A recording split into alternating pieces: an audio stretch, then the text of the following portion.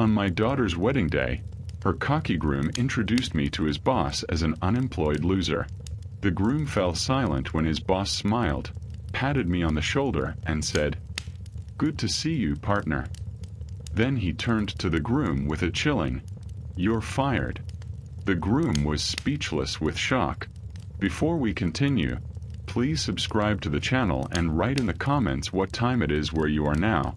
The waiter led us to a corner table at Lakeview Grill, the kind of place where soft lighting made everything look more expensive than it was. I watched Derek Harrington smooth his tie before sitting down, a nervous gesture he probably thought looked confident. Nancy beamed at both of us, her engagement ring catching the restaurant's amber glow. She looked so happy, so hopeful. I wondered how long that would last. "So, Mr. Wood," Derek began before our drinks even arrived, leaning forward with that particular intensity of someone about to impress. "Nancy tells me you're between opportunities right now." I blinked. Between opportunities. The phrase hung in the air like expensive cologne, overwhelming and completely unnecessary. "I'm retired," I said simply, unfolding my napkin with deliberate care. Derek's smile widened, though it never quite reached his eyes. "Right. Of course." He paused, as if gathering his thoughts for a presentation. "Well, I work at Technova Innovations, leading AI solutions company in the Midwest. I'm senior manager of corporate sales." "Sounds impressive." I kept my voice neutral, measured. "How long have you been there?" 3 years now." Derek leaned back, clearly expecting admiration. "I've increased my department's sales by 40%. The number hung between us like a trophy he'd just set on the table. "What field were you in, Mr. Wood?" "Nothing special, really." I took a sip of water. "Just business." Nancy touched Derek's arm gently, a small gesture of caution he completely missed. "Dad's being modest. He always says that." Derek nodded knowingly, his expression shifting to something that looked like pity. "I see. Well, the main thing is staying healthy at your age, right? Keeping busy with hobbies." "At your age."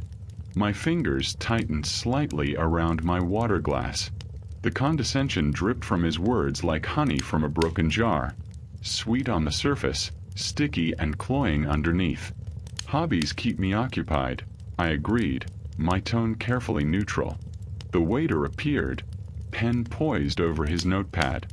Derek ordered the pan-seared salmon with truffle risotto, pronouncing each word with the precision of someone who'd practiced.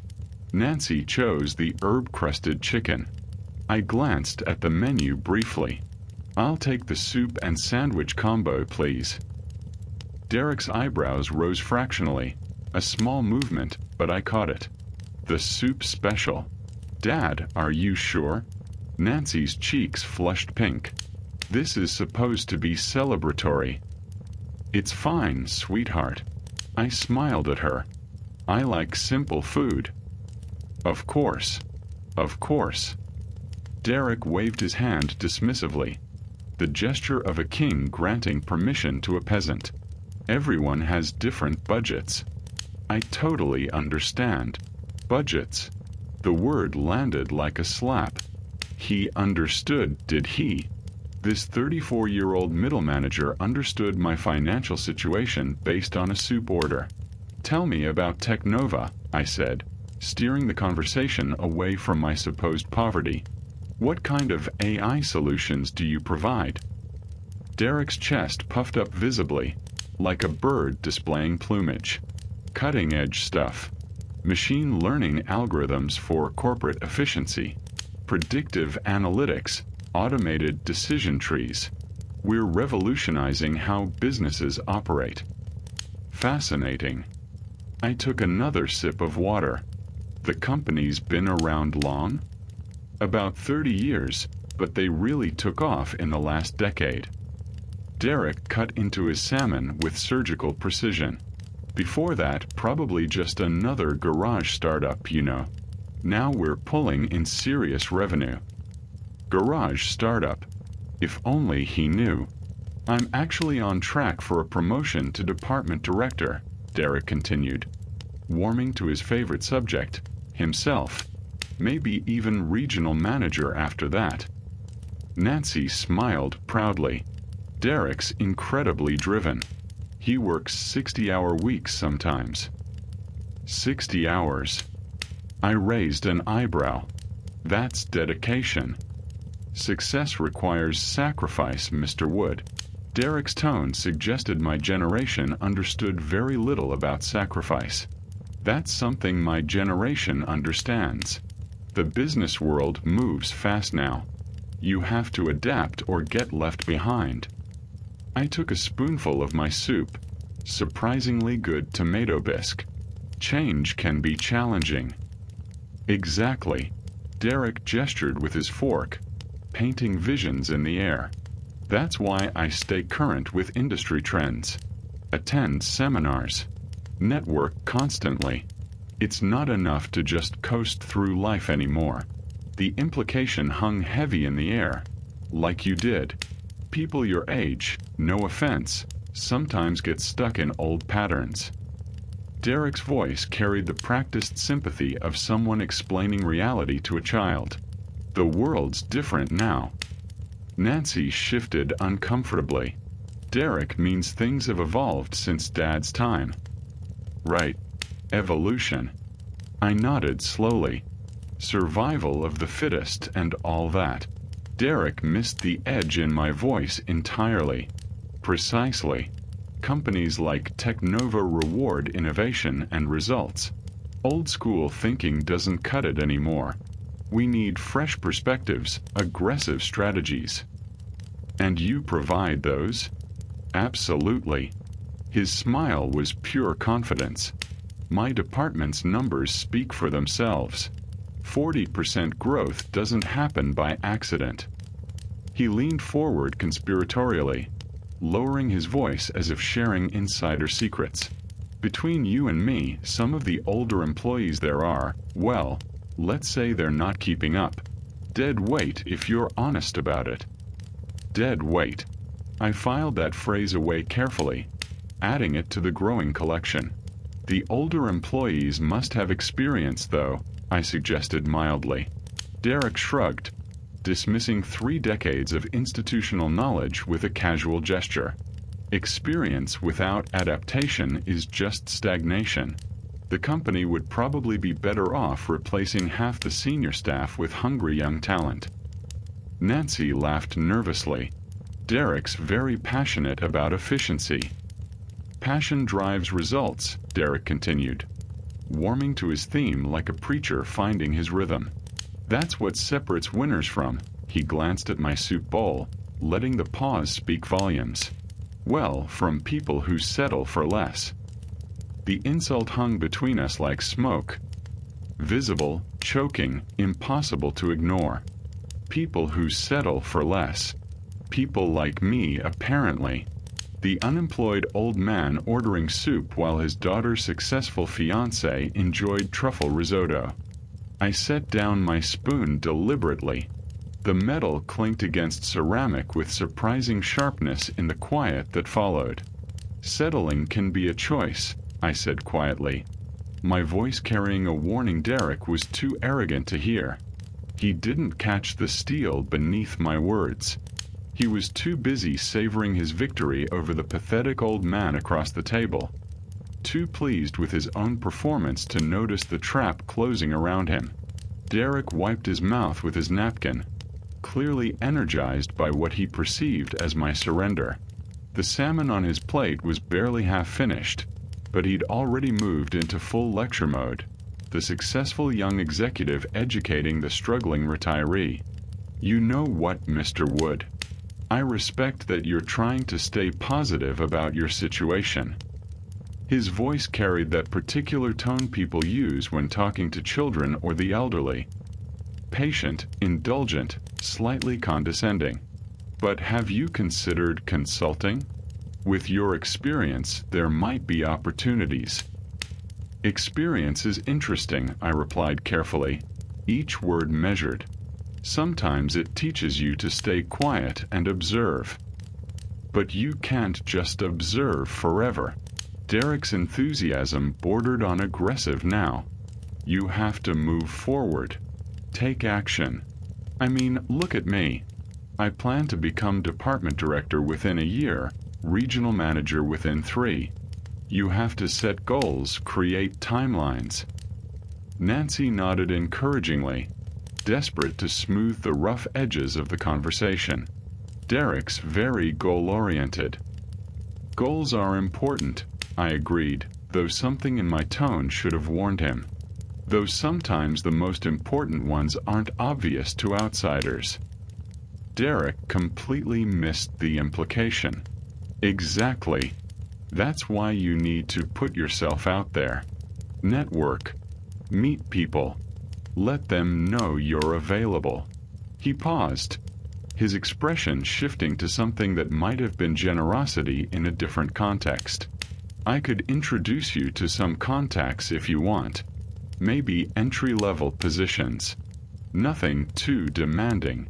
Entry-level positions for me. The irony was so thick I could have served it for dessert. That's very generous, I said, my voice flat. It's about giving back, you know? Helping those less fortunate. Derek's voice dripped with magnanimity, with the self-satisfaction of the charitable benefactor. Successful people have a responsibility to lift others up. Nancy beamed at him, seeing only the surface kindness. See, Dad, Derek really cares about people. Oh, I can tell. I took a sip of water. Your compassion is quite evident. Derek preened under what he took as praise. It's not about the money for me, Mr. Wood. Don't get me wrong, the 6-figure salary is nice, but it's about making a difference. Building something meaningful. 6 figures. He said it like he was announcing the cure for cancer, like he'd climbed Everest with his bare hands. Building something meaningful, I repeated slowly, like Technova itself was built. Well, sure, but that was different. Derek waved his hand dismissively. The founders back then were just lucky, I guess. Right place, right time. The real innovation is happening now, with people like me pushing the envelope. Lucky. 30 years of 18-hour days, missed family dinners, mortgaged homes, and constant financial stress, all reduced to luck. The founders were lucky, I said slowly, each word deliberate. Had to be. Derek laughed, the sound grating against my ears. I mean, what did they really know about AI back then? The technology barely existed. They probably just stumbled into success. He gestured expansively, the expert explaining history to the ignorant. Now we're the ones doing the real work, turning their accidental success into something professional. Nancy sensed the tension building but misread its source. Dad, Derek just wants to help. He knows the job market is tough for people starting over. Starting over. As if my entire career had been erased, leaving me to begin again from scratch like a college graduate with no experience. Starting over can be liberating, I said, my voice carefully controlled. It gives you perspective on what really matters. Absolutely. Derek seized on this, encouraged. That's the attitude you need. Fresh start, new opportunities. You just have to be realistic about your limitations. My limitations. The phrase hung in the air like a challenge. What limitations would those be? Derek gestured vaguely, as if the answer was obvious. Well, age is a factor. Technology moves fast. It's hard for older workers to keep up. Plus, most companies want people who can grow with them long-term. Long-term growth. I asked, amused despite myself. Like 30 years? Exactly. See, you're getting it. Derek was pleased with his students' progress. Though obviously, starting at your age, you're looking at maybe 5 to 10 years maximum before retirement. Companies invest in futures, not, he caught himself, realizing the edge of his insult. Not what? I pressed. Not short-term situations, he finished lamely. Nancy reached across the table toward my hand. Dad, maybe we should talk about something else. But Derek was on a roll now, his voice growing more passionate, more convinced of his own wisdom. The thing is, Mr. Wood, the business world rewards drive and ambition. It's not enough to just show up anymore. You need vision, innovation, the ability to disrupt existing paradigms. Disrupt paradigms. I echoed the phrase quietly, filing it away with all the others. Right. Like what I'm doing at Technova. Derek leaned forward, his eyes bright with conviction. The old guard there, they're stuck in outdated methodologies. They think because they've been around since the beginning, they know everything. But markets evolve. Customer needs change. Sometimes you have to tear down the old systems to build something better. Tear down the old systems built by lucky founders who stumbled into success. I placed my napkin on the table with deliberate precision. The gesture was quiet, but something in it made Derek pause mid-sentence. Excuse me, I said, standing up. I think I need some air. Dad. Nancy's voice carried genuine concern. Are you okay? Just tired. I pulled out my wallet, extracting 2 20s and placing them on the table. Enough to cover my soup and sandwich, plus tip. This should handle my portion. Derek's eyes widened slightly at the cash, probably calculating my presumed poverty. Mr. Wood, you don't have to. I insist. I straightened my jacket with careful dignity. Thank you for dinner. And for the career advice. Nancy half rose from her chair. Dad, please don't leave. Derek didn't mean. Derek meant exactly what he said. I looked directly at my daughter's fiancé, holding his gaze until he shifted uncomfortably. And I heard every word. The drive from downtown Chicago to my house in Evanston gave me 45 minutes to process what had just happened. Derek's words echoed in my mind with each passing mile, sharp and clear and perfectly preserved. Lucky founders. Dead weight. Starting over at your age. By the time I pulled into my driveway, the initial anger had crystallized into something much more dangerous. Cold, calculated purpose. I unlocked the front door and headed straight to my study. This room was my sanctuary, carefully arranged to tell the real story of my life. The story Derek Harrington had no idea existed. The walls were lined with framed photographs and awards that I kept hidden from casual visitors. Technova's incorporation papers from 1995, signed by Walter Klein and myself. Photos from our first successful product launch, both of us grinning like idiots who just conquered the world. Industry recognition awards spanning 3 decades. The Forbes article from 2018 calling me the quiet revolutionary of AI innovation. I sank into my leather chair and stared at the photograph on my desk. Walter and me in that cramped garage where it all began. We looked so young, so determined. 30 years old and absolutely convinced we could change the world. We'd been right. I picked up my phone and dialed Walter's number. He answered on the second ring as always. Porter. How was dinner with the future son-in-law? Enlightening, I said carefully, my tone conveying volumes. How are things at the company? Same as always when you're not here, chaos and confusion. Walter's laugh was warm, familiar. Seriously though, everything's running smoothly. The quarterly reports look excellent. When are you coming back from this retirement experiment? Still enjoying the break, old friend? Well, enjoy it while you can. Derek Harrington in sales has been making noise about wanting more responsibility. Kid's ambitious, I'll give him that.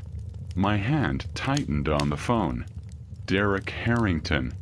You know him. Senior sales manager. Been with us 3 years. Actually has some decent ideas, but he's got that hungry look that makes me nervous. Keeps talking about modernizing our approach, disrupting outdated paradigms. Disrupting outdated paradigms. The same phrase he'd used an hour ago. What kind of disruption? I asked, keeping my voice casual. Oh, the usual young hotshot stuff.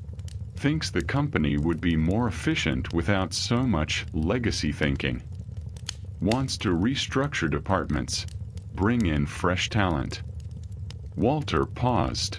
Yesterday he suggested we might be carrying too much senior deadweight. Senior deadweight. There it was again, confirmation of Derek's true colors. Interesting perspective, I managed. Between you and me, Porter, I think he sees himself running this place someday. Can't decide if that's admirable ambition or dangerous arrogance. I stared at the photograph of our garage startup days. 2 young men with everything to prove and nothing to lose. Maybe both. Probably. Walter sighed. Anyway, his sales numbers are solid, so I can't complain too much. The board loves him. He paused. You sure you don't want to come back? I miss having someone around who remembers why we started this company. I remember perfectly, I said quietly. That's exactly why I'm staying away a little longer.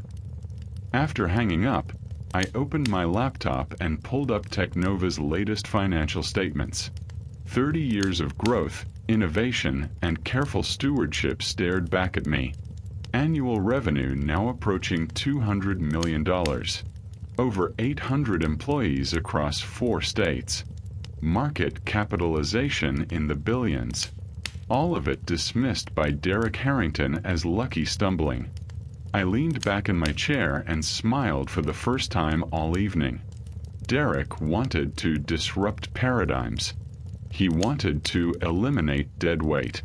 He saw himself as the future of innovation, standing on the shoulders of lucky old men who didn't understand the modern world. Perfect. I'd give him exactly what he was asking for. The wedding was scheduled for June 15th. 4 months away. 4 months to let Derek continue believing he'd correctly assessed my worth.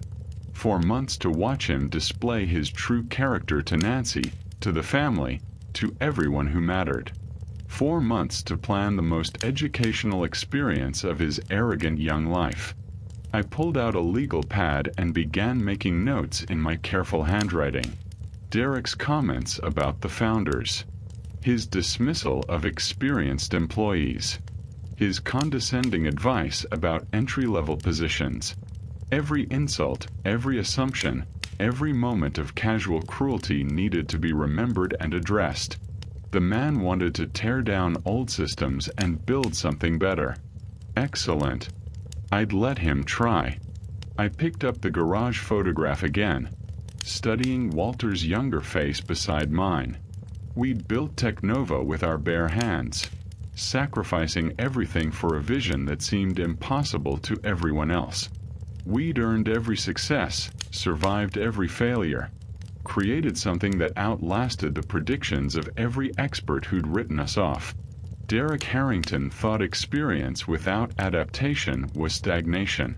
Soon he'd learn what 3 decades of adaptation looked like when it was directed at a very specific target. I closed the laptop and headed upstairs, already planning tomorrow's activities. I had a persona to maintain, a deception to perfect, and a lesson to prepare. Derek wanted to see what happened when successful people helped those less fortunate. He was about to find out. 2 weeks had passed since that illuminating dinner. I'd spent the time exactly as Derek would expect, reading newspapers on my front porch, tending my small garden, playing the role of the aimless retiree to perfection. When I heard the car pull into my driveway that Tuesday afternoon, I was ready. Through my living room window, I watched Derek emerge from his BMW, straightening his expensive suit jacket with the unconscious preening of someone always aware of appearances. Nancy bounded up my front steps with obvious excitement, clutching what could only be wedding invitations. "Dad!" She practically burst through my front door. "We have something wonderful to show you." Derek followed more slowly, his eyes already scanning my modest home with that familiar expression of polite disappointment. The furniture was comfortable but not expensive. The decorations tasteful but unremarkable, perfect for maintaining my carefully crafted image. "Mr. Wood." Derek's handshake was firm but brief, the greeting of someone fulfilling an obligation. "Hope we're not interrupting your afternoon activities." Afternoon activities. As if I spent my days watching television and napping like some doddering old fool. "Not at all," I replied cheerfully. "What brings you both here?" Nancy produced an elegant cream envelope with flourishes that probably cost more than my monthly grocery budget. "The official wedding invitation. You're the first person to see it." I opened it carefully, admiring the calligraphy and heavy cardstock. The kind of invitation that announced importance, status, arrival. "This is beautiful, sweetheart." I traced the embossed letters with my finger. June 15th. Lakeshore Country Club. Very elegant. "Derek chose the venue," Nancy said proudly, touching his arm. "It's where all the important Technova events are held."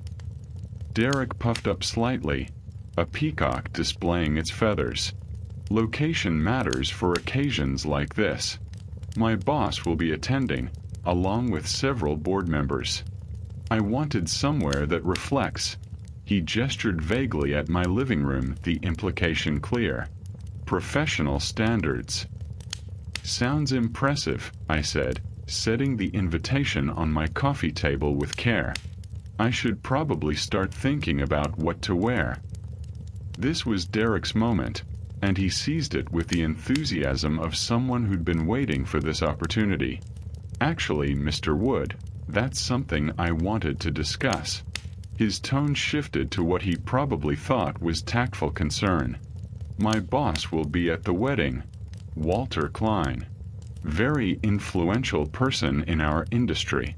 Perhaps you should dress, how should I put this, more presentably than usual." Nancy shot him a warning look, but Derek was committed to his mission of improving his future father-in-law's appearance. "I have a perfectly good suit," I said mildly. "I'm sure you do." Derek's eyes swept over my casual slacks and cardigan with barely concealed judgment. "But Walter expects a certain level of sophistication from the families of his employees. First impressions matter enormously in business." Walter expects sophistication. If only Derek knew that Walter and I had been splitting pizza and working 20-hour days when sophistication meant remembering to wear matching socks. "Don't worry, son," I replied with what I hoped was reassuring simplicity. "I know how to handle bosses." Derek's expression suggested he doubted this claim entirely. "Walter Klein is not just any boss, Mr. Wood. He's built Technova from nothing into a major corporation. Men like that notice everything. How you dress, how you speak, how you carry yourself. Built from nothing." Walter would appreciate that description, considering we literally started with nothing but determination and maxed out credit cards. "I see," I said, keeping my voice carefully neutral. "It'll be interesting to meet him." Something in my tone must have struck Derek as insufficiently odd. because he leaned forward earnestly. "Mr. Wood, I'm not trying to be difficult, but this wedding represents my professional future too. Walter's opinion of my family connections could affect my career trajectory. I need everyone to make the right impression." The right impression. Translation: I needed to look successful enough to reflect well on Derek, but not so successful as to overshadow him. "What kind of impression are you hoping for?" I asked, genuinely curious about his answer. "Respectable. Conservative. Someone who understands the value of hard work and traditional values." Derek's voice carried the patronizing tone of someone explaining simple concepts to a slow child. "Walter appreciates people who've earned their place through dedication and merit." Earned their place through dedication and merit. Like spending 30 years building a company from scratch in a cramped garage while eating ramen for dinner. "Perhaps Nancy and I should look at your suit together," my daughter suggested gently, sensing the undercurrent of tension. "I could help you pick out a nice tie." "That's very thoughtful, dear." I smiled at her, genuinely touched by her attempt to bridge the gap. "I'm sure I can find something appropriate." But Derek wasn't quite finished with his improvement project. "The important thing is projecting dignity, Mr. Wood. Walter has very traditional ideas about family values and personal responsibility. He believes people should present themselves with pride, regardless of their circumstances." Regardless of their circumstances. The phrase hung in the air like an elegant insult wrapped in silk and tied with good intentions. "I understand completely," I said, my voice even. "Personal presentation says a lot about character." "Exactly."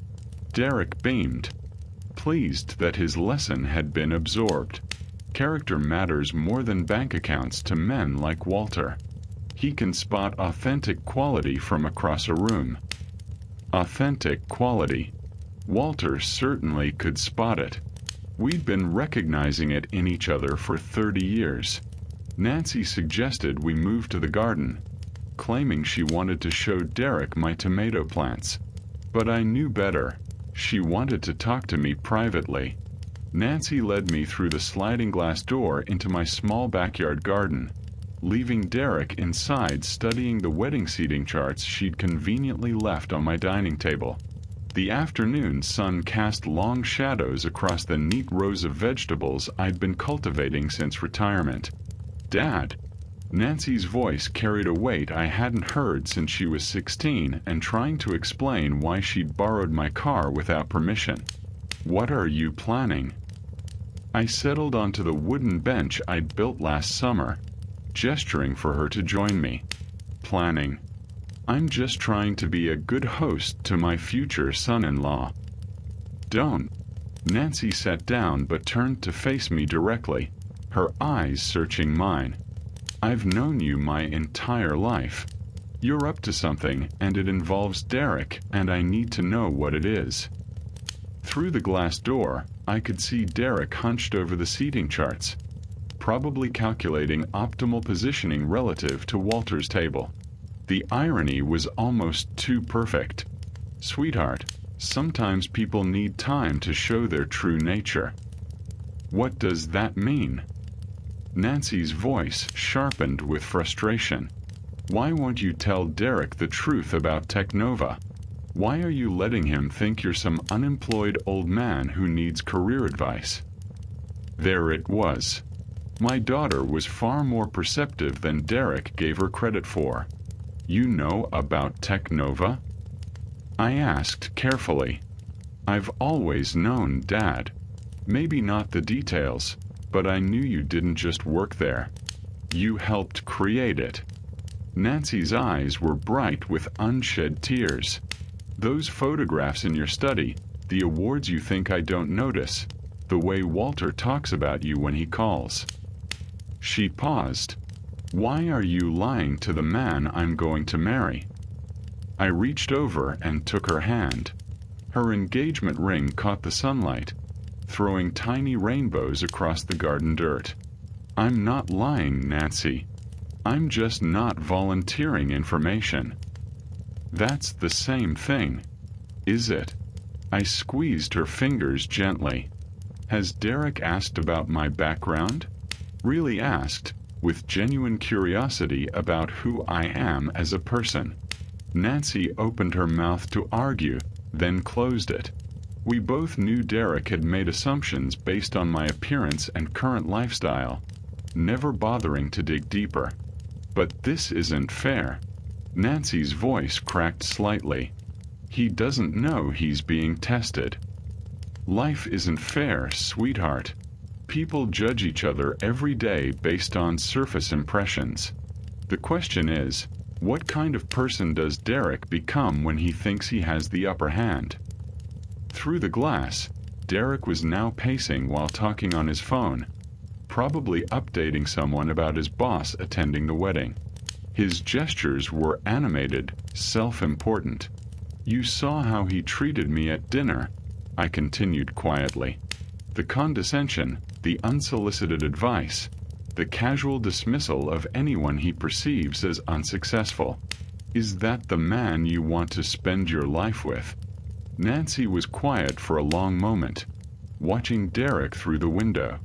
He's not always like that. When we're alone, he's different. Kinder. I'm sure he is. I kept my voice gentle. But character isn't what we do when it's easy, Nancy. It's what we do when we think nobody important is watching. So you're preparing some kind of lesson for him? Nancy's voice mixed concern with reluctant curiosity. What happens at the wedding when he finds out? I smiled, feeling the familiar satisfaction of a well-laid plan. He gets to learn that assumptions can be dangerous, that treating people with respect isn't about their bank balance or job title, that kindness shouldn't be conditional on social status. I turned to look at my daughter directly. And if he doesn't learn, if he gets angry or embarrassed, then you'll know exactly who you're marrying. Nancy stared at her hands, turning the engagement ring slowly around her finger. You want me to keep this secret until the wedding? I want you to watch. Really watch how Derek treats people he thinks are beneath him. Watch how he talks about Walter, about success, about what makes someone worthy of respect. I paused, letting the words sink in. And then decide for yourself what kind of life you want. What if I decide Derek is exactly who I thought he was? Then I'll dance at your wedding and welcome him to the family with genuine joy. I meant every word. But Nancy, make sure you're seeing him clearly, not just seeing what you hope is there. Nancy stood up, brushing dirt from her jeans.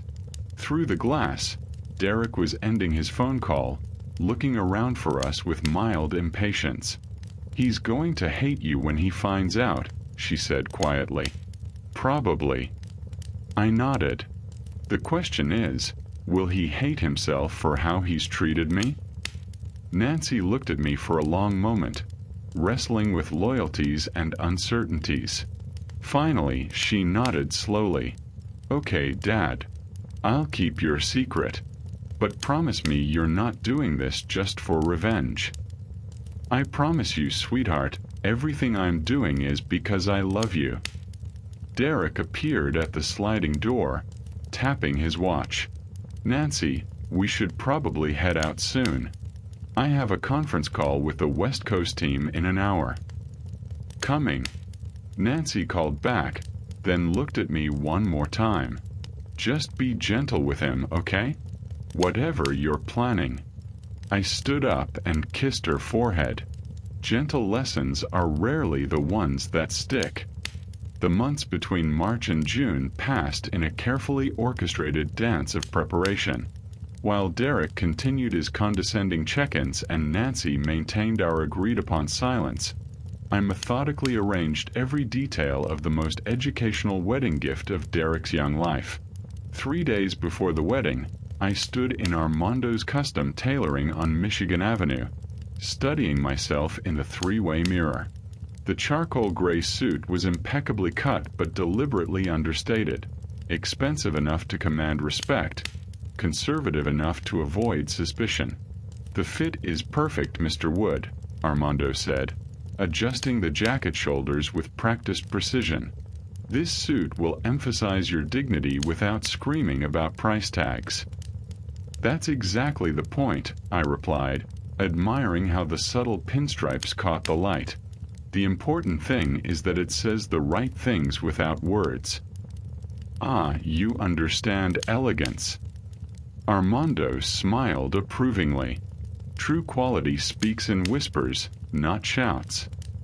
2 days before the wedding, I visited Cartwright and Associates jewelry store in the Gold Coast district.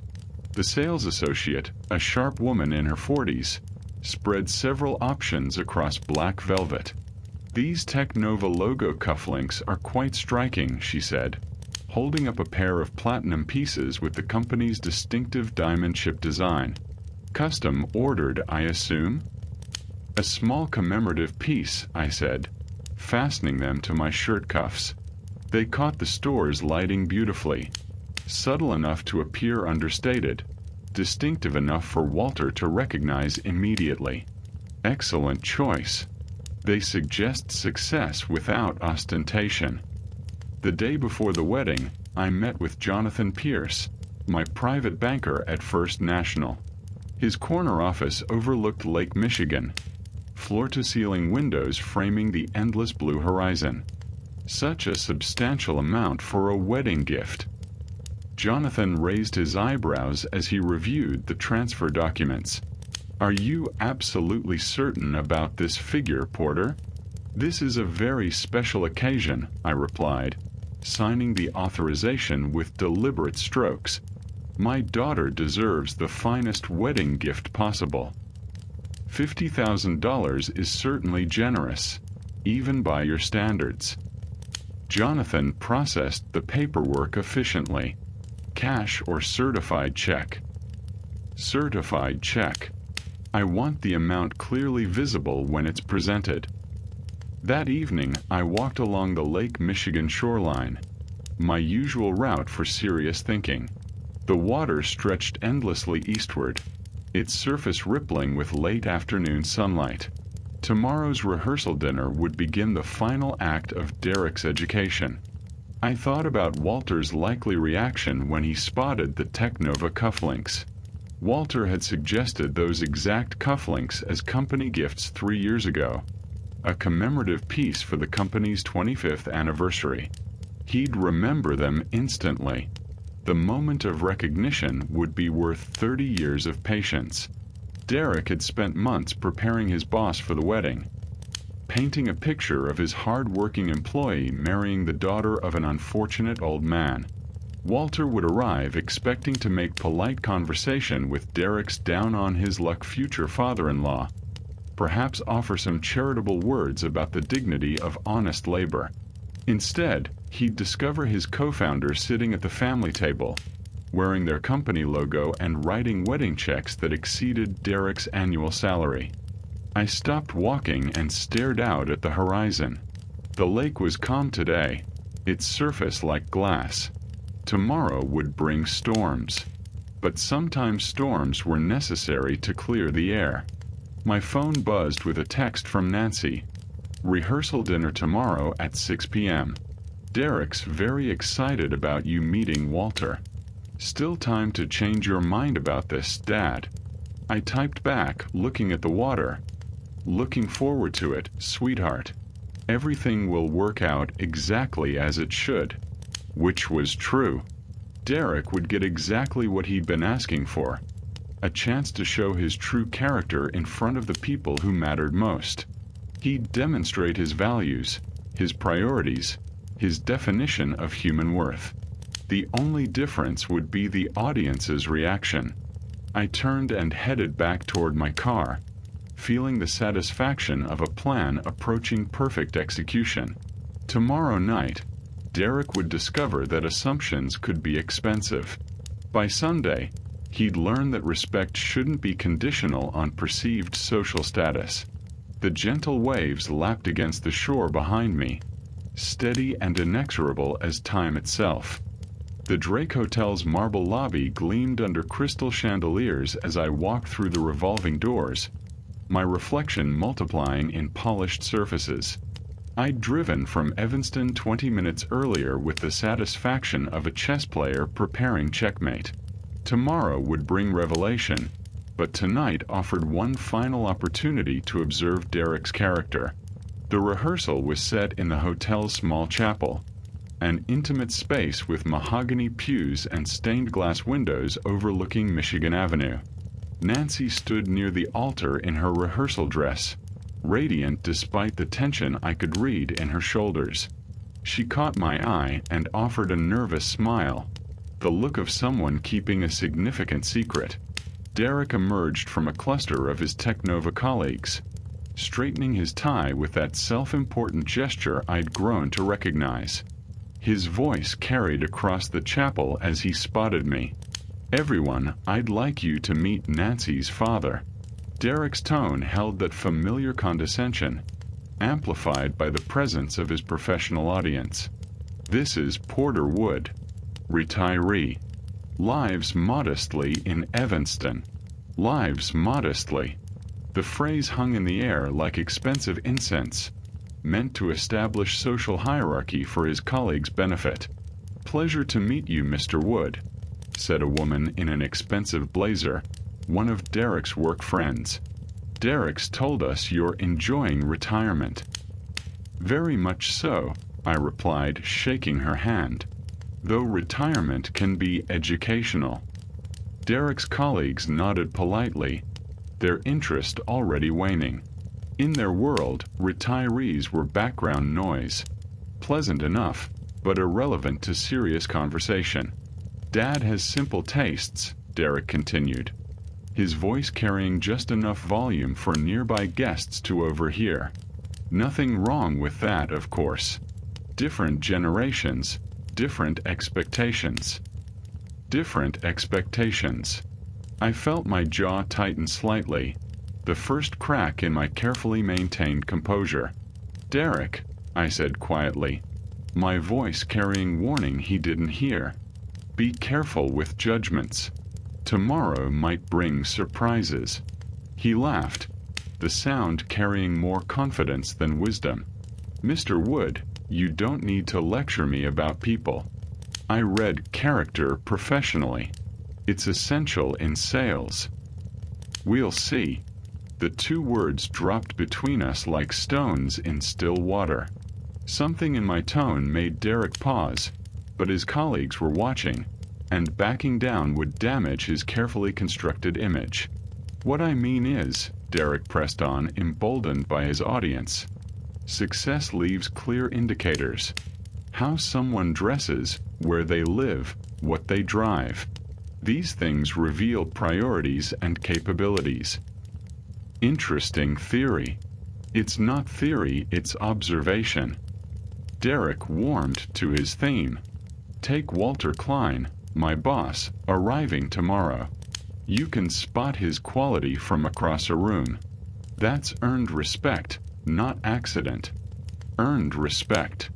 Walter would find that description amusing, considering we'd earned our respect together, sleeping on office floors and living on pizza for 3 years. Nancy moved closer, sensing danger. Maybe we should focus on tomorrow's ceremony. But Derek was warming to his theme, emboldened by his audience. "The point is, Mr. Wood, character shows in choices. Walter chose excellence at every step. Others," he gestured vaguely in my direction, "others choose comfort over achievement." Comfort over achievement. The insult was precise, surgical, designed to wound without seeming overtly cruel. "You're very confident in your assessments," I said, my voice carrying the first edge of steel. "Confidence comes from accuracy." Derek's smile suggested he'd just won an important point. "I've never misjudged someone's capabilities." Never. Not once. People reveal themselves quickly if you know what to look for. I stood up slowly, feeling the weight of 4 months' patience crystallizing into cold purpose. The chapel fell quiet, conversations pausing as guests sensed approaching conflict. "Derek, you're absolutely right about one thing," I said, buttoning my jacket with deliberate care. "Character does show in choices." "Exactly my point. Tomorrow you'll have several opportunities to demonstrate yours." Derek's confidence flickered slightly. "What's that supposed to mean?" "It means," I said, walking toward the chapel exit with measured steps, "that assumptions can be expensive, especially when they're made in front of people who matter." "Mr. Wood, I don't appreciate." "Good night, Derek." I paused at the chapel door, looking back at the assembled guests. "Enjoy your rehearsal. Tomorrow promises to be memorable." Nancy started after me. "Dad, wait. See you tomorrow, sweetheart. Everything will be exactly as it should be." I walked through the hotel lobby with measured steps, past the doorman's respectful nod, into the cool Chicago evening.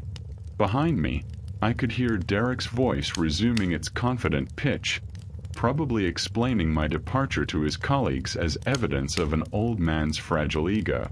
Let him talk.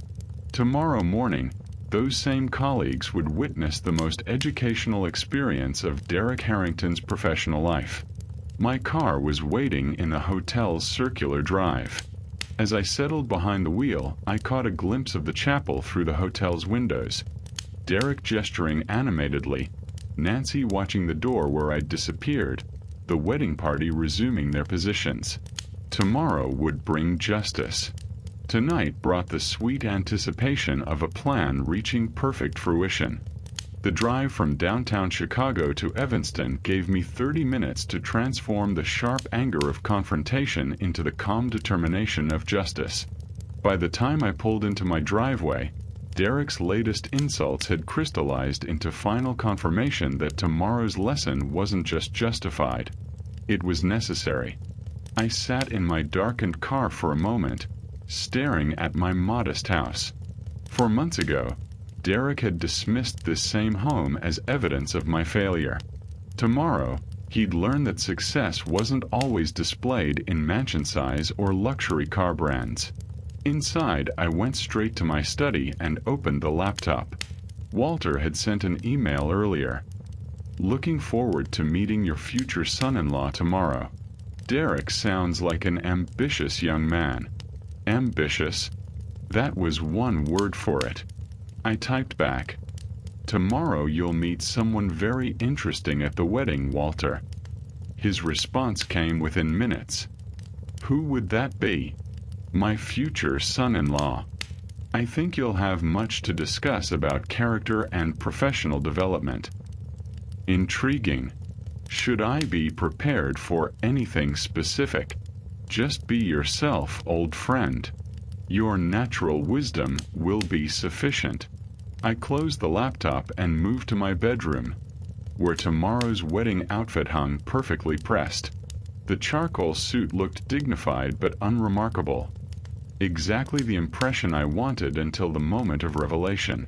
The Tech Nova cufflinks sat in their velvet box, waiting to catch Walter's attention at precisely the right moment.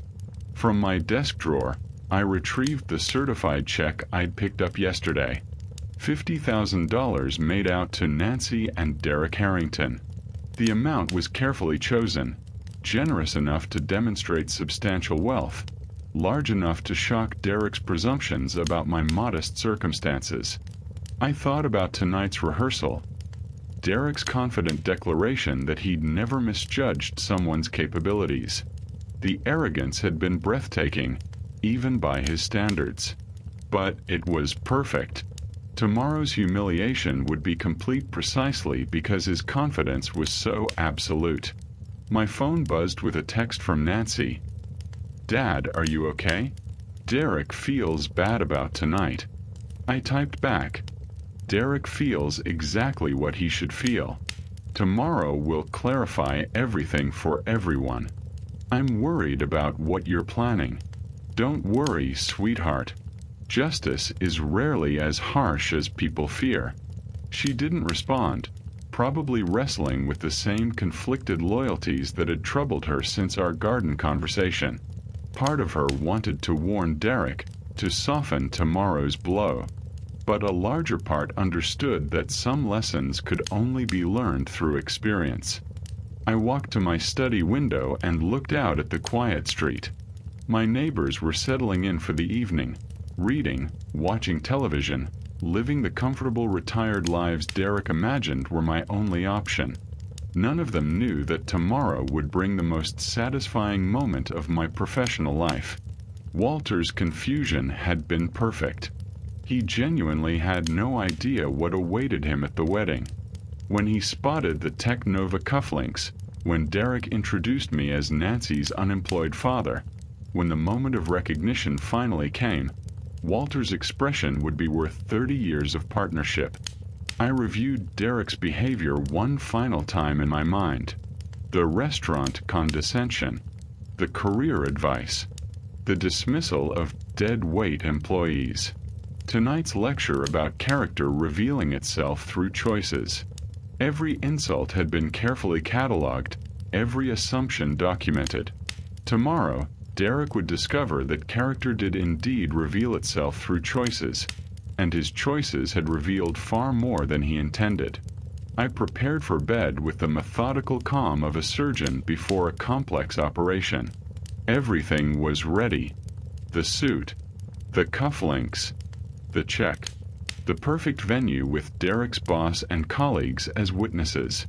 Nancy knew enough to stay out of the way when the moment came.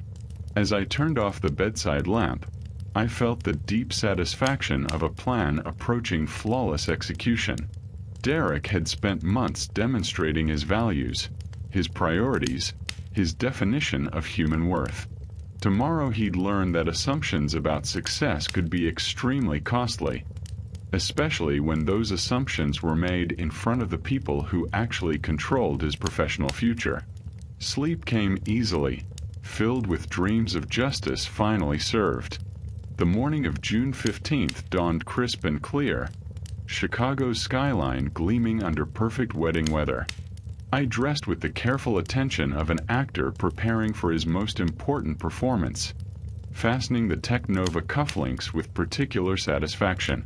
Today, these small platinum symbols would speak louder than any words. The Drake Hotel buzzed with wedding activity when I arrived at noon. Nancy was upstairs in the bridal suite, probably managing her nervous energy with final dress adjustments. I made my way to the small chapel where guests were beginning to gather. Walter stood near the front, distinguished in his navy suit, scanning the assembled crowd with the curious interest of someone meeting his employee's new family. He spotted me across the chapel and nodded politely, a stranger acknowledging another stranger at a mutual acquaintance's wedding.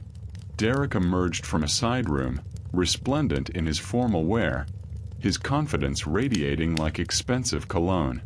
He was scanning the crowd too, probably ensuring Walter had the best possible view of the ceremony. When his eyes met mine, I saw a flicker of uncertainty. Last night's confrontation still echoing. Mr. Wood. Derek approached with forced joviality. Glad you decided to come after our discussion last night. Wouldn't miss it for the world, I replied smoothly. This promises to be unforgettable. Derek's smile tightened slightly, but he was too focused on today's performance to dwell on cryptic warnings. His colleagues from Tech Nova had claimed seats in the third row, perfect witnesses for whatever was about to unfold. The processional music began, and I took my position near the chapel entrance. Nancy appeared at the top of the aisle, radiant in her grandmother's restored wedding dress, her face glowing with nervous joy. She tucked her arm through mine, and for a moment the elaborate revenge plot faded into simple paternal pride. "You look beautiful, sweetheart," I whispered as we began our walk. "Thank you, Dad." Her voice carried a tremor of emotion and anticipation.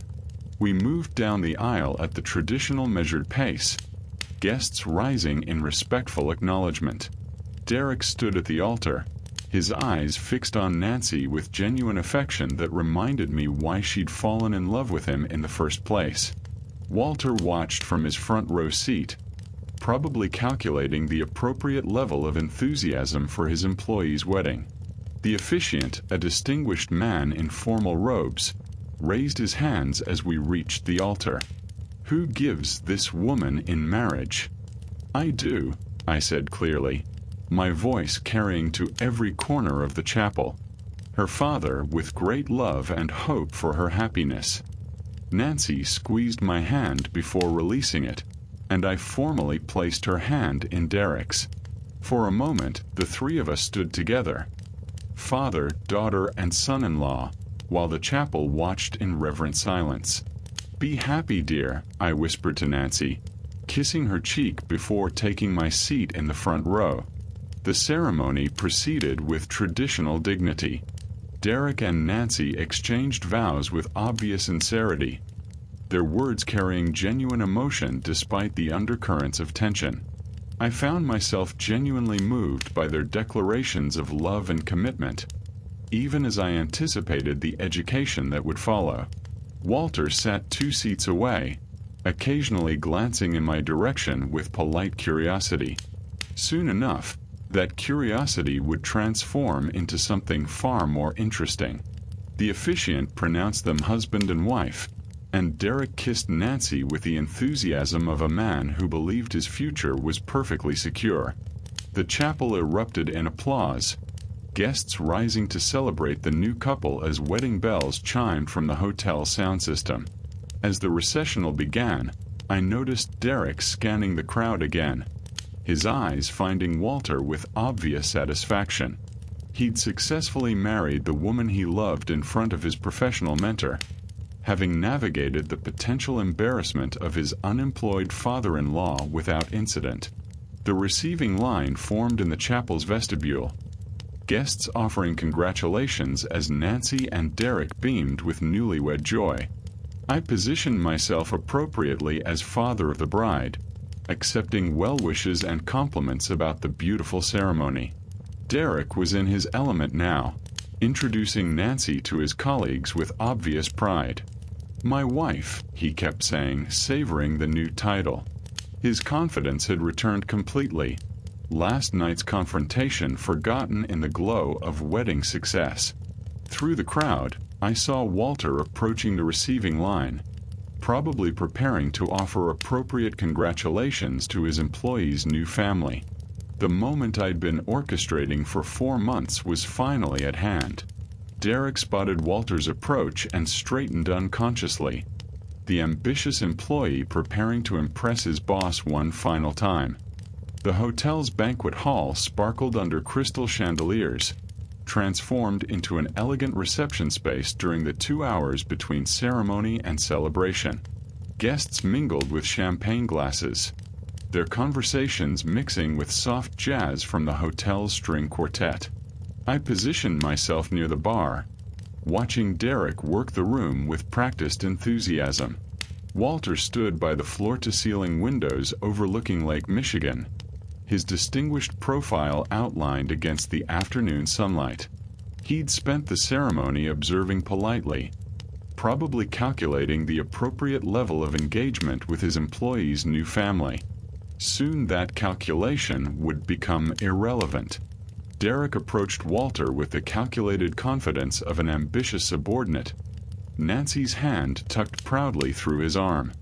This was his moment, introducing his beautiful new wife to the man who controlled his professional future, demonstrating his superior social connections. "Mr. Klein." Derek's voice carried perfectly across the reception noise. "I'd like you to meet my wife, Nancy, and her father." I moved closer, timing my approach with the precision of a watchmaker. 4 months of patience were about to pay dividends that would compound for years. Walter turned with polite interest, extending his hand to Nancy. "Congratulations, my dear. Derek speaks of you constantly." "Thank you, Mr. Klein." Nancy's smile was nervous but genuine. "Derek admires you tremendously." Derek beamed at this exchange, his chest visibly swelling with pride. Then he gestured toward me with casual condescension that made my jaw tighten. "And this is my father-in-law, Porter Wood." Derek's tone shifted subtly, carrying just enough dismissal to establish hierarchy. He's an unemployed retiree. Lives modestly in Evanston." The words hung in the air like expensive perfume, obvious to everyone within hearing distance. Several of Derek's colleagues had drifted closer, probably expecting another demonstration of their rising star's social superiority. Walter's head turned toward me slowly, his executive-trained composure slipping for just a moment. His eyes found my face, then dropped immediately to my cufflinks. The Technova logo caught the chandelier light perfectly, platinum and diamonds spelling out 30 years of partnership. "Porter." Walter's voice carried genuine shock. "Porter Wood." Derek blinked, clearly not expecting this level of recognition. You know him?" "Know him." Walter's voice rose slightly, drawing attention from nearby conversations. "Porter, what in blazes are you doing here?" "Attending my daughter's wedding," I replied calmly, extending my hand. "Good to see you, Walter. You look well." Derek's face cycled through confusion, suspicion, and growing alarm.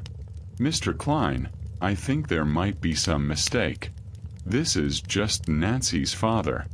He's unemployed." Walter stared at Derek as if he'd just announced his intention to become a professional circus performer. "Unemployed? Derek, this is Porter Wood, co-founder of Technova Innovations. My business partner for 30 years. The words hit Derek like physical blows. I watched his face transform from confident superiority to dawning horror, his mouth opening and closing without sound. Around us, conversations had stopped entirely, wedding guests sensing drama more compelling than small talk. "Partner." Derek's voice cracked slightly. That's impossible. He's just what?" Walter's tone had shifted from surprise to something considerably less friendly. "Just the man who built our company from nothing? Just the genius who created half our core technologies? Just my closest friend and business colleague." Derek turned to stare at me, his face pale beneath his wedding tan. You're really co-founder and primary shareholder of Technova Innovations," I confirmed quietly. "The company where you've spent 3 years explaining to me how business really works." Nancy moved closer to Derek, her face a mixture of sympathy and anxiety. She'd known this moment was coming but couldn't have prepared for the public devastation written across her new husband's features. Walter's executive instincts were kicking in now, his voice carrying the authority of someone accustomed to difficult personnel decisions. "Derek, exactly what have you been saying to my business partner?" Derek's mouth worked soundlessly, his confident wedding day persona crumbling like expensive paper in rain. The colleagues who'd been impressed by his networking skills were now witnessing the most spectacular professional implosion in Technova's 30-year history. "I didn't know," Derek finally managed, his voice barely above a whisper. "He never told me." Walter's expression suggested this explanation was entirely insufficient. "Derek, Porter doesn't need to announce his credentials for you to treat him with basic human respect." Derek's face had gone from wedding day glow to surgical sweep pallor in less than 30 seconds. Around us, the reception had transformed from elegant celebration to riveting spectacle. guests forming a loose circle around our group like spectators at an unexpected street performance. "Mr. Klein, please." Derek's voice carried the desperation of a man watching his career evaporate in real time. I didn't know. He never told me he worked at Technova. Worked at? Walter's eyebrows rose with dangerous calm. "Derek, Porter doesn't work at Technova. Porter is Technova. Half the patents on our core technologies bear his signature." The information hit Derek like successive physical blows. I could almost see him calculating the full scope of his mistake. Every condescending comment, every piece of unsolicited advice, every moment of casual dismissal playing back in devastating clarity. "I can explain everything." Derek's voice cracked as he turned between Walter and me with frantic energy. "There's been a misunderstanding." The only misunderstanding, Walter's voice had acquired the steel that made him formidable in boardroom negotiations, is how my senior sales manager could treat my business partner like a charity case for 4 months without anyone telling me. Nancy moved protectively toward Derek, her wedding dress rustling against the growing tension. "Mr. Klein, Derek honestly didn't know. Dad never mentioned the company connection." "Your father shouldn't have needed to mention it," Walter replied, his attention fixed on Derek with laser intensity. "Basic human respect isn't conditional on someone's job title or bank balance." Derek was spiraling now, his hands gesturing wildly as words tumbled out without coherent structure. "The thing is, Mr. Klein, I always treat people with respect. Always. I was just trying to help. Offering guidance, you know. Career advice." "Career advice?" Walter's voice could have frozen champagne. "You offered career advice to the man who created your job?" The nearby guests were no longer pretending to have other conversations. Derek's Technova colleagues stood frozen, probably calculating their own professional distances from the unfolding disaster. The hotel staff had quietly positioned themselves around the perimeter, uncertain whether to intervene or simply document the entertainment. "Derek," Walter continued with the methodical precision of an experienced executioner, "explain to me how someone demonstrates respect by calling their business partner unemployed dead weight." Derek's eyes widened with pure panic. "I never said that. I would never." Monday morning, Walter's voice cut through Derek's protests like a surgical blade. "You can explain your definition of respect to human resources. You can also start looking for new employment." "No." Derek's composure shattered completely. "Mr. Klein, please. This is my wedding day. I made a mistake, but I can fix this." "The mistake," Walter replied coldly, "was mine. For promoting someone who judges people by their appearance rather than their character." Derek's face had progressed from pale to gray, his breathing shallow and rapid. Nancy reached for his arm, but he was too far gone in panic to notice comfort. Around us, the wedding reception had become a cautionary tale about the dangers of assumptions. "There has to be something I can do," Derek pleaded, his voice breaking. "Some way to make this right. I'll apologize publicly. Take a demotion. Anything." Walter looked at Derek with the expression of someone discovering mold in expensive wine. "You'll apologize to Porter, certainly. Whether that changes anything remains to be seen." Derek's head snapped toward me with desperate hope, his eyes wide with the kind of panic reserved for people watching everything they'd worked for disappear simultaneously. "Mr. Wood, Porter, please." Derek's voice trembled with genuine terror. "I know I made mistakes, but I can learn. I can change. Please don't let him destroy my career." The moment hung between us like a sword, sharp and gleaming and ready to fall. Derek stood before me with his entire future balanced on the edge of my next words, his face a study in absolute desperation. Nancy watched with tears threatening her wedding makeup, torn between the two men she loved most. Walter waited with the patient intensity of someone prepared to execute a professional death sentence. The wedding guests formed a silent amphitheater around us, their champagne glasses forgotten as they witnessed a moment that would be discussed at Chicago social events for years to come. "Walter," I said quietly, my voice carrying clearly in the hushed banquet hall. "Wait." Walter's eyebrows rose slightly, but he remained silent, deferring to his partner's judgment as he had for 3 decades. I looked at Derek, seeing not the arrogant young man who'd condescended to me for months, but someone who'd just learned the most expensive lesson of his professional life. His hands trembled slightly as he waited for my verdict. "Derek," I said, keeping my voice gentle but firm, "look at me." He raised his eyes and I saw genuine remorse there, not just fear for his career, but actual understanding of what he'd done wrong. "I accept your apology," I continued, watching relief flood his features. "But I have one condition for my forgiveness." "Anything," Derek whispered. "Absolutely anything. Never again judge someone's worth by the size of their paycheck or the label on their clothes." I paused, letting the words sink in. Character isn't measured in dollar signs, and respect shouldn't depend on bank statements. Derek nodded vigorously, tears of relief and genuine remorse mixing in his eyes.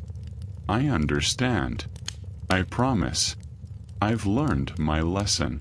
I turned to Walter, who was watching our exchange with the careful attention of someone evaluating a critical business decision. "Walter, Derek made assumptions based on incomplete information. We've all done that at various points in our careers." Walter's expression softened slightly, though his executive instincts remained engaged. "Are you asking me to overlook 4 months of disrespect toward my business partner?" "I'm asking you to consider that sometimes the best lessons come from mercy rather than punishment." I placed my hand on Derek's shoulder. Derek has a good track record at the company. His sales numbers speak for themselves. Perhaps this experience will make him a better manager, not just a more careful one. Derek looked between Walter and me with the expression of someone watching his entire future being negotiated by forces beyond his control. Nancy stepped closer, her hand finding Derek's arm in a gesture of support and solidarity. Walter studied Derek for a long moment, his businessman's instincts warring with his respect for his partner's judgment. Finally, he nodded slowly. "Derek." Walter's voice carried formal authority but had lost its sharp edge. "You'll keep your position, but you're on probation for 6 months. Any hint of the attitudes Porter described, and you're gone."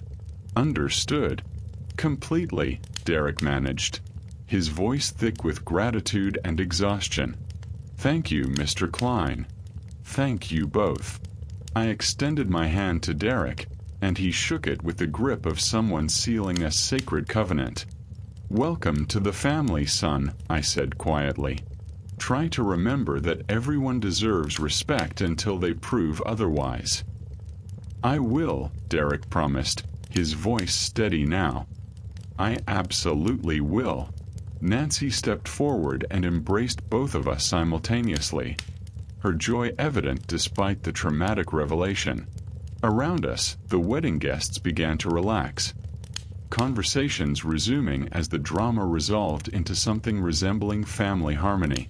Walter clapped me on the shoulder, his familiar grin returning. 30 years and you can still surprise me, partner." "Retirement keeps life interesting," I replied.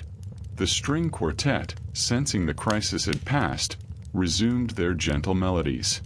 Champagne glasses were raised again. Conversations returned to normal wedding topics. And Derek learned that sometimes the most important lessons come wrapped in unexpected packages. As the reception continued around us, I watched Derek interact with other guests, noting the subtle changes in his demeanor. The edge of superiority had been replaced by something that looked remarkably like humility. He approached me later, during the dessert course, with Nancy beside him. "Porter," he said, no longer Mr. Wood. I noticed. "I need to say this properly. I'm truly sorry for how I treated you. Not just because of who you are, but because no one deserves to be treated the way I treated you." "That's the lesson," I replied, genuine warmth in my voice. "Not that you should have recognized me, but that you should have respected me regardless." Derek nodded, understanding dawning in his eyes. I spent so much time focused on climbing ladders that I forgot to look at the people around me. Nancy squeezed his hand, pride evident in her expression. "Use this, Derek," I said. "Let it make you better. Let it remind you that everyone has a story, everyone has worth, and success without character is just another form of failure." "I will," Derek promised. And I believed him.